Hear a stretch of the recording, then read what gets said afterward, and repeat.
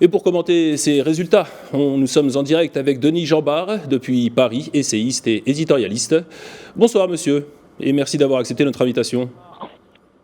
Bonsoir. Alors Emmanuel Macron, président candidat de la République En Marche, est réélu pour un second tour. Une première réaction? Bien, écoutez, vous avez eu raison de souligner dans votre journal que c'est une nouveauté dans l'histoire de la Ve République. C'est en effet la première fois qu'un président de la République est élu au suffrage universel après un premier mandat sans cohabitation. Il faut rappeler que le général de Gaulle avait eu 2 mandats, un deuxième mandat interrompu en 69. Mais en 58, il avait été désigné comme président de la République sans passer par le suffrage universel, mais par les grands électeurs. Et en 65, il avait été réélu. Bon, il n'y avait pas eu mais par le suffrage universel. Donc c'est une véritable nouveauté dans notre histoire politique. La deuxième chose qui me paraît aussi importante, c'est le niveau de l'abstention qui est de 28%. Et d'après les projections qui ont été faites à partir des résultats à 18 heures. Et c'est la deuxième abstention la plus forte de l'histoire de la présidentielle. La précédente est datant de 1969, où on avait atteint 31%, qui était un combat qui était en réalité, dont le résultat était connu d'avance, entre Georges Pompidou et Alain Poher. Ça, c'est le deuxième enseignement. Le troisième enseignement, qui me paraît important, c'est que c'est un vote contre Marine Le Pen qui permet au chef de l'État de l'emporter plutôt que pour lui. Sa base électorale, on l'a vu, ça doit être 25 à 27%, on l'a vu au premier tour, mais ça a été un vote de barrage, mais un vote de barrage qui est très différent des précédents. C'est-à-dire qu'en 2017, Marine Le Pen avait fait 33%, exactement 33,9% des suffrages. Elle va faire ce soir, quand on aura les études affinées, disons entre 41,5 et 43. Aujourd'hui, on est, suivant les sondeurs, à 43,57. Donc, elle va faire un bond de 9 à 10% dans les sondages. Alors, elle n'a pas fracassé, comme on le disait, l'impossible plafond de verre. Mais ce qui est frappant, c'est sur toutes les élections qui se sont écoulées depuis 20 ans, c'est la progression régulière du Front National. Et surtout, une accélération sous le mandat d'Emmanuel Macron, dont il devra tirer les leçons. Ces 10% sont apparus, ont grossi pendant le quinquennat qui vient de s'achever. Alors, nous allons revenir sur justement cette évolution de l'électorat de l'extrême droite, si on peut encore l'appeler comme ça, puisqu'on sait que Marine Le Pen n'aime pas être qualifiée de politique d'extrême droite. Nous allons revenir sur cette évolution, mais j'aimerais revenir avec vous, Denis Jambard, sur l'abstention, surtout. Cette élection rappelle que l'abstention est peut-être le premier parti de France. Elle est située autour de 28%, vous l'avez dit. Cela fait quand même 13 millions d'électeurs qui ont boudé ce second tour. Alors on peut dire 2 choses. D'abord, la France reste, avec l'Allemagne, le pays qui vote le plus. Quand vous avez 72% des électeurs qui votent, c'est beaucoup plus que peuvent faire dans des élections qui sont parlementaires, parce qu'il n'y a pas de président de la République au suffrage universel, dans d'autres grandes démocraties. Les Allemands ont voté quand même à 76% aux dernières élections au Bundestag à l'automne dernier.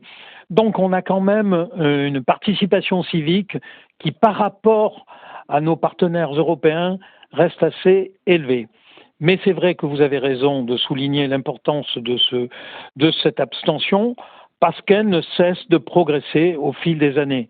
C'est-à-dire que nous avons une décrue de la participation électorale, même si je considère qu'elle est loin d'être négligeable, mais nous avons un problème de droit de vote aujourd'hui et de civisme chez les électeurs. Alors on peut faire plusieurs analyses, mais je crois que l'analyse la plus pertinente, c'est que nous avons aujourd'hui un un continent perdu pour la politique, un continent d'abstentionnistes qui grossit au fil des ans et qui naît de la déception que les électeurs ont connue au fil des 20 dernières années, désormais, voire plus. Donc ça, c'est un événement politique très fort.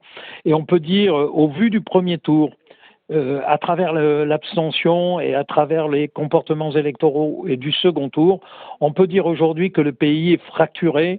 On pourrait aller beaucoup plus loin d'ailleurs dans l'archipélisation de la société politique française ou la société électorale, mais en quatre grands morceaux. Une extrême droite ou une droite extrême, querelle de langage qui n'a pas beaucoup d'importance, mais qui situe bien le parti de Marine Le Pen et Marine Le Pen elle-même. Un extrême centre, qui est la formation qui est le macronisme. Une droite extrême ou radicale, qui est représentée aujourd'hui par Jean-Luc Mélenchon. Et un vrai continent d'abstentionnistes qui pèse quasiment plus au premier tour que toutes les autres formations, ou qui est à égalité, en tout cas avec Macron. Donc on a un paysage politique totalement modifié, qui ne ressemble plus du tout à ce que nous avons connu par le passé, et qui ne ressemble même plus à ce qu'on avait vu en 2017, où malgré tout François Fillon, et malgré toutes les difficultés qu'il avait rencontrées pendant sa campagne électorale, avait fait un score légèrement supérieur à 20%.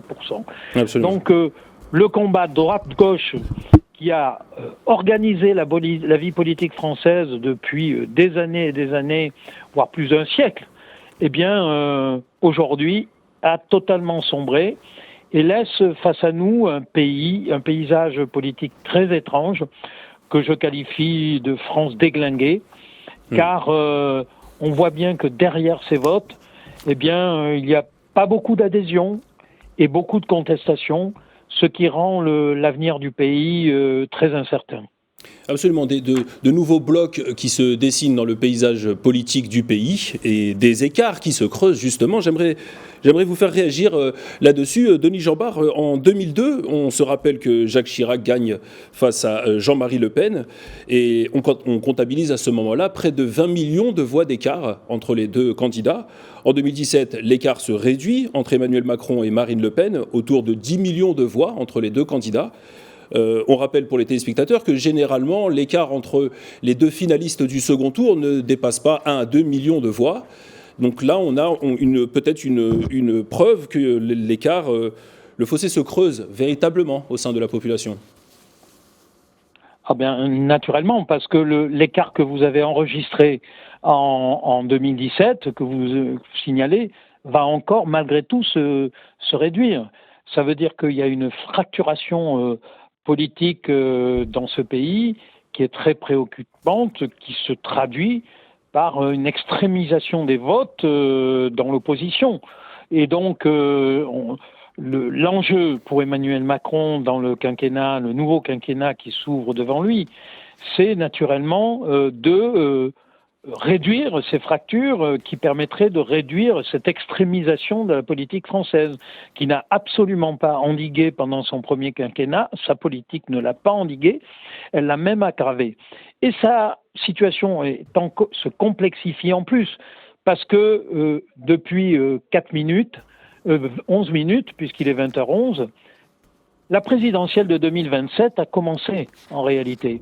Et elle va se jouer sans Emmanuel Macron, qui n'a plus le droit de se représenter en vertu de la réforme de la Constitution, qui fait qu'on n'a pas le droit de faire plus de 2 quinquennats.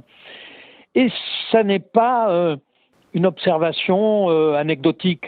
Pourquoi ? Parce qu'une présidentielle, ça se prépare sur le long terme. Et surtout, le chef de l'État, dont on considérait qu'il était le maître des horloges, et il l'a été à bien des égards pendant ce quinquennat, parce que finalement, il le souhaitait, ce remake de 2017, parce qu'il était certain de le gagner, et c'est ce qui s'est passé. Mais aujourd'hui, les ambitions sont libérées, y compris dans son camp, et les stratégies vont se développer sans trop se préoccuper de la volonté d'Emmanuel Macron. Alors on peut dire qu'il va tirer les ficelles et faire comme dans le livre de Houellebecq paru en janvier et lire un homme à lui qui lui permettrait, une sorte de président fantoche, qui lui permettrait de revenir 5 ans plus tard. C'est possible qu'il tente cette opération-là. Mais c'est vrai qu'il ne pourra plus contrôler la politique française comme il l'a contrôlée jusque-là, même s'il dispose à l'Assemblée nationale d'une majorité présidentielle. Merci beaucoup, monsieur Denis Jeanbart. Je rappelle que vous êtes essayiste, éditorialiste, et effectivement, il faudra suivre de très près ce qu'on généralement on appelle le 3e tour de la présidentielle, à savoir les élections législatives qui sont prévues les 12 et 19 juin prochains. Merci beaucoup pour toutes ces précisions.